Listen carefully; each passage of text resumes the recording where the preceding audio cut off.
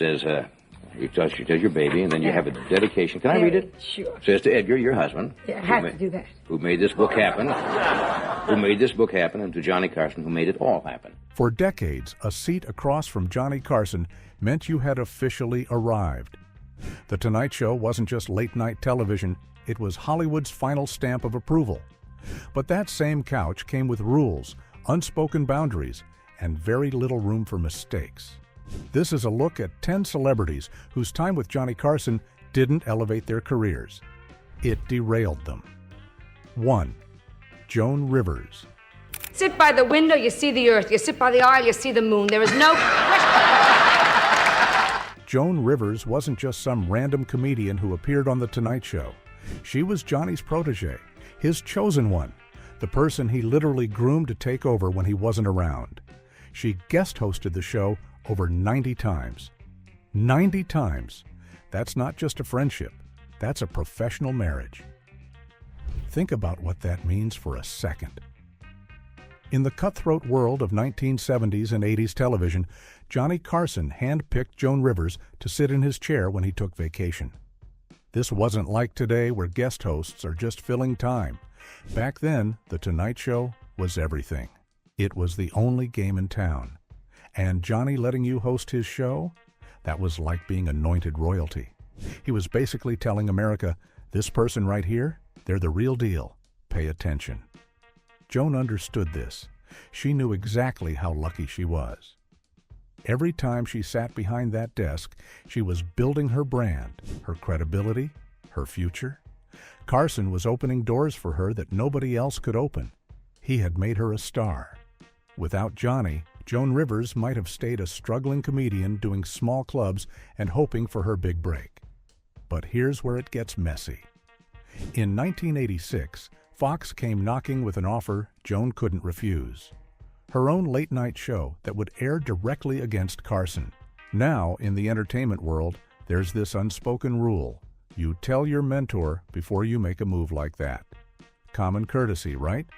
It's like if your dad taught you everything you know about the family business and then you open up a competing store across the street without mentioning it. You just don't do that. Joan didn't do that. She signed the deal and let Johnny find out through the grapevine. Some accounts say she tried to call but couldn't reach him. Others say she just got swept up in the excitement and the negotiations happened so fast. But the bottom line? Carson found out he was getting competition from his own protege by reading about it in the trades. Carson was absolutely livid. We're talking nuclear-level fury. The kind of anger where you don't yell, you just go ice cold. He immediately banned her from The Tonight Show, and that ban lasted for over 2 decades. Think about that. 2 full decades of being persona non grata on the most important platform in comedy. 20 years of Joan Rivers not being allowed to even say Johnny Carson's name on television without consequences. The Fox show? It tanked after 7 months. 7 months. The network had promised Joan the world, told her she would be the next big thing, that she would compete with Carson and win. Instead, the show got terrible ratings. Fox panicked and fired her, and suddenly Joan was unemployed with a destroyed relationship with the most powerful man in television. But it gets worse, so much worse. Joan's husband and manager Edgar, who had negotiated the Fox deal and convinced her it was the right move, couldn't handle the fallout. The show failing, the industry turning on them, the financial pressure, the guilt. A year later, he took his own life. Joan lost her career, her mentor, and her husband all because of one decision. The crazy part? Joan tried to apologize. She tried repeatedly. She sent letters, made public statements, had mutual friends try to broker peace. But Carson never budged. Not once. He never returned her calls, never acknowledged her apologies, never gave any indication that forgiveness was possible. Some people said he was hurt too deeply. Others said it was pure ego. But whatever the reason, Johnny Carson went to his grave without ever speaking to Joan Rivers again. He died in 2005, taking any chance of reconciliation with him. 2. Rich Little. It's just like one day I wore a Jack Lemmon coat. I put it on, and it had Jack Lemmon from The Apartment and a label in the back, and I put the coat on and said, oh, it's terrific. Rich Little was the impressionist in the 1970s. Not one of the best, the best. The guy could do anybody. Nixon, Reagan, Jimmy Stewart, John Wayne, and yes, Carson himself. His impressions weren't just good, they were scary good. You would close your eyes and swear you were actually listening to the person he was mimicking. And Johnny loved having him on the show. Little was a regular guest and even got to guest host multiple times, which was a huge honor. Everything was going perfectly. Until it wasn't. See, Little's bread and butter was his Carson impression. And it made sense, right? Everyone knew Johnny. Everyone watched The Tonight Show. So when Rich Little would do his Carson voice at other appearances, other talk shows, comedy clubs, variety specials, audiences ate it up. They loved seeing Carson impersonated because they spent so much time watching the real thing. It was the perfect bit. And at first, Johnny thought it was funny too. He would have Rich on the show, and Rich would do a little Carson impression right there on the couch, and Johnny would laugh along. It was all in good fun. Look, here's this talented guy who can sound exactly like me. Isn't that hilarious? Everyone's having a good time. But over time, something shifted. Maybe it was the way Little would do the impression with a slightly mocking edge. Not mean exactly, but pointed. A little too accurate with the mannerisms, the quirks, the little things that maybe Johnny didn't even realize he did. Carson was notoriously private and controlled about his public image, and here was this guy basically holding up a mirror to all his tics and habits. Maybe Carson got tired of being the butt of the joke. Imagine everywhere you go, someone's doing an impression of you. At first it's flattering, then it's amusing, then it starts getting old, and eventually it's just annoying. You start to wonder, is this guy building his whole career off making fun of me? Is that what all people think about when they see him? Oh, that's the Carson impression guy? Whatever the reason, Carson suddenly stopped inviting him back. No explanation, no warning, no gradual fade. One day, Rich Little was a Tonight Show, regular with a standing invitation, and the next day his calls weren't being returned. His agent would reach out to book him, and the answer was just, no, not this month, not next month, not ever.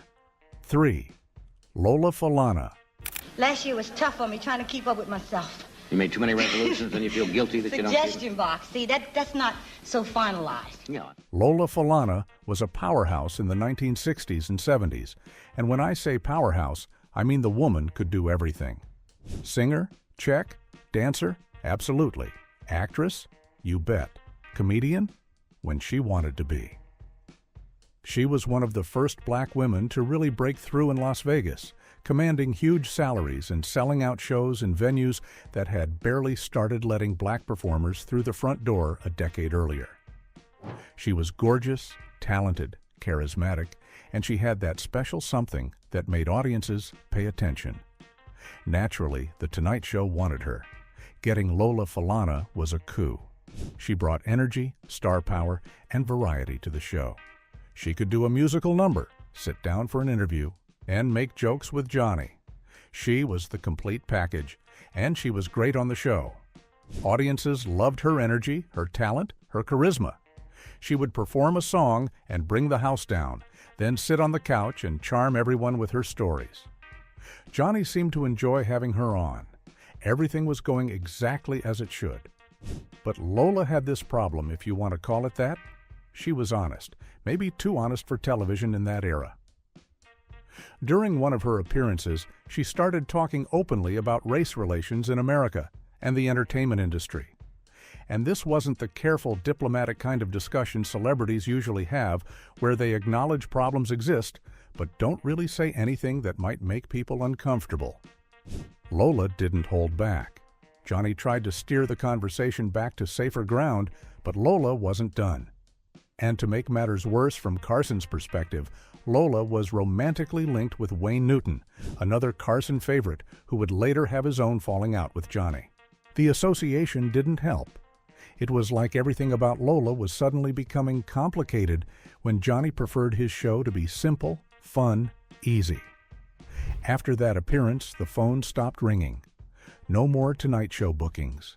And when The Tonight Show drops you, it sends a signal to the entire industry. Other shows started passing on her, too, not because she wasn't talented, everyone knew she was incredible, but because if Carson didn't want her, maybe she was trouble. Maybe she was difficult. Maybe she had made white audiences uncomfortable. Maybe she would turn a fun entertainment show into something heavy and political. The really tragic part? Years later, Lola got very sick with multiple sclerosis and had to largely retire from performing. By then, the Tonight Show ban was almost forgotten, ancient history from a different era. 4. Wayne Newton. This producer, and whom I had known for a lot of years. And so I said to this producer, would you excuse us, please? And he left, and Johnny never got up, even, from his desk. Mr. Las Vegas himself, Wayne Newton, was Johnny Carson's buddy. They had a great relationship, and Wayne was a frequent and welcome guest on The Tonight Show. His appearances were gold. He would sing, tell stories, charm the audience. Everything was perfect, until they decided to do business together.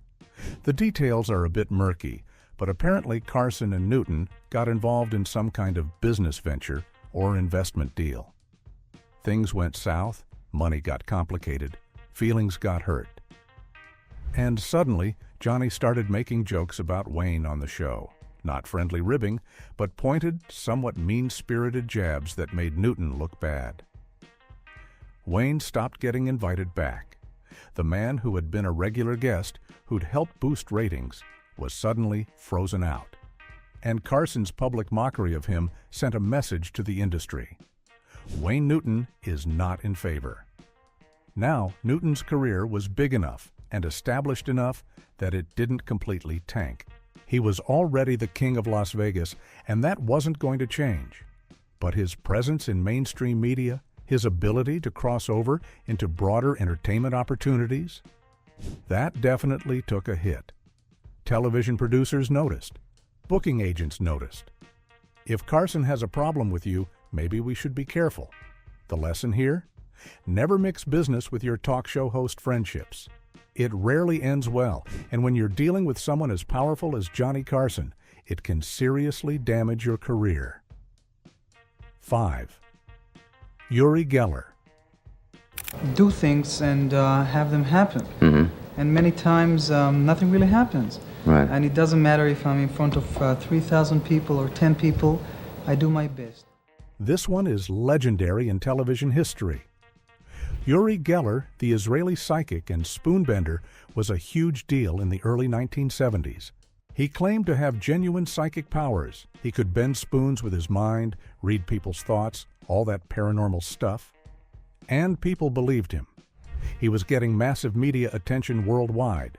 So when The Tonight Show booked him in 1973, it should have been his big American breakthrough moment. Except Johnny Carson had a secret weapon. He was an amateur magician. He understood tricks and illusions, and he was pretty sure Geller was a fraud. So Carson consulted with James Randi, a famous skeptic and magician who helped design the segment to prevent any possibility of trickery. The result? Absolute disaster for Geller. Nothing worked. He couldn't bend the spoons. He couldn't demonstrate any of his supposed powers. For 20 agonizing minutes, America watched as Uri Geller fumbled and made excuses on live television. He claimed the quote won, or he wasn't feeling it that night. But everyone could see the truth. He had been exposed as a fraud on the biggest platform in America. Geller later said the experience made him feel destroyed. His credibility was shattered. Sure, he controversially managed to rebuild his career and still has devoted followers today, but that Tonight Show appearance permanently marked him. Whenever anyone mentions Uri Geller, someone inevitably brings up that time on Carson when nothing worked. Here's the kicker, though. The disaster kind of worked in his favor in a weird way. It made him notorious. People started paying attention because of the controversy. So while it derailed his original trajectory as a respected psychic, it launched him into being a famous controversial figure instead. Not exactly what he was hoping for, but hey, attention is attention. 6. Dana Carvey. Much. So I look like I'm 31. 31? Yeah. You don't really look it. But I read at a 34-year-old level. I think I said That's good. Dana Carvey was on top of the world in the late 1980s and early 1990s. He was a star on Saturday Night Live, his impressions were legendary, and his career was exploding. One of his best-known bits was his impression of Johnny Carson. It was spot on, hilarious, and audiences loved it. There was just one problem. Johnny Carson didn't love it. When Carvey did the impression to Carson's face during an SNL sketch, something went wrong. Maybe it was too accurate. Maybe it felt disrespectful. Whatever the reason, Carson reportedly didn't appreciate being mocked on national television by this young comedian. And when Dana tried to book appearances on The Tonight Show to promote his movie projects, suddenly the answer was no. This was huge. In the early 90s, if you had a movie coming out and you couldn't get on The Tonight Show, you were missing a massive promotional opportunity. We're talking tens of millions of viewers every night.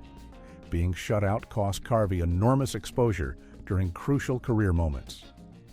Now, Dana's career didn't exactly collapse. He still had SNL, he still got movie roles, and he eventually became very successful. But those years of being blocked from The Tonight Show, they definitely stalled some opportunities. And it all came down to one impression that was maybe a little too good, done in a way that bruised Johnny's ego. The lesson?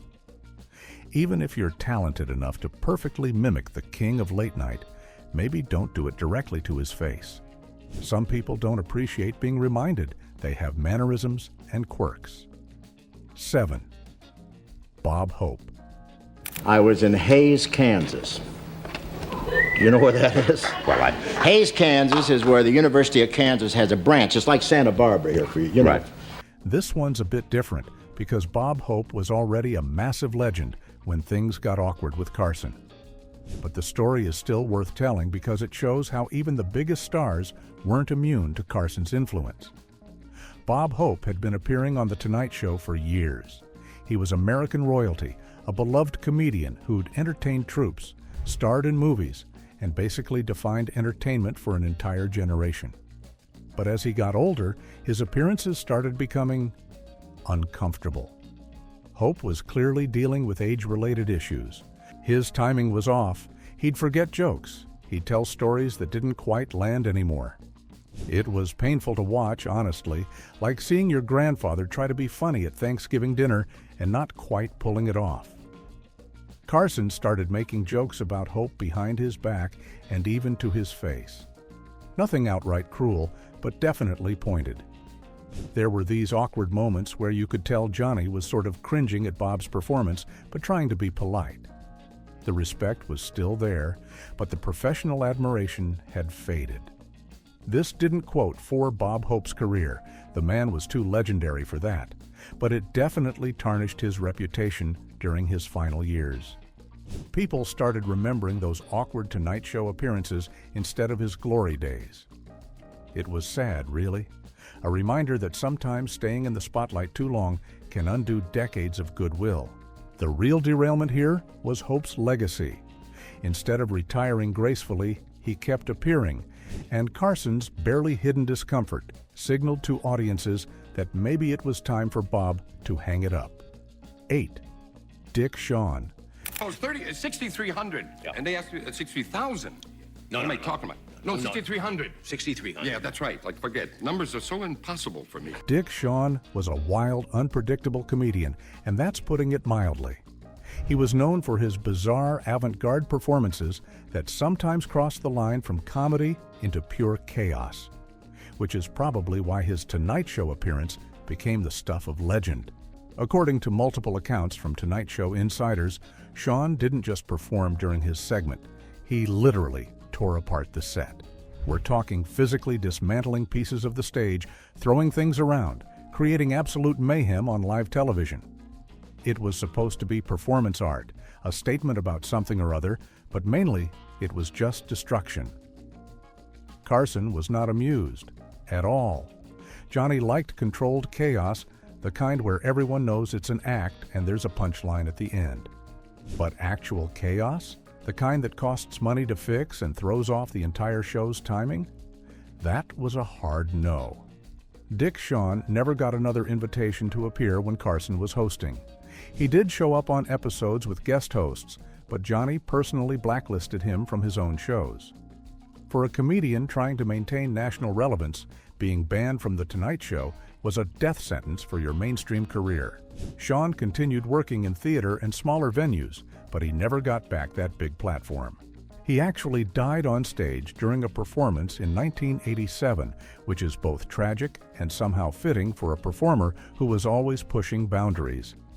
But that Tonight Show ban definitely kept him from reaching the level of fame his talent might have otherwise achieved. 9. Zsa Gabor. Well, my animals first because they cost me so much money, the animals. Here's where things get really interesting, because this story is almost entirely fake.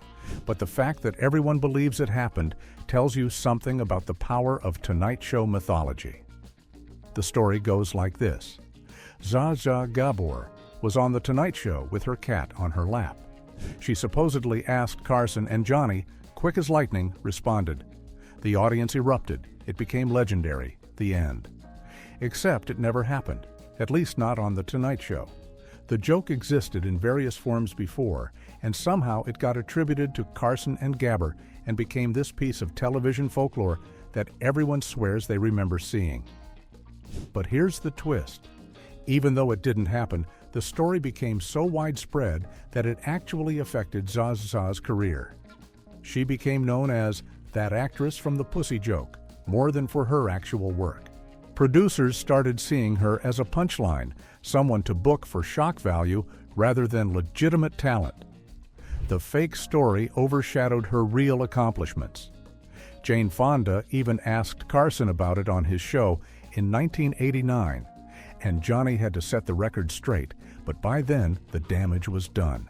The myth was more powerful than the truth.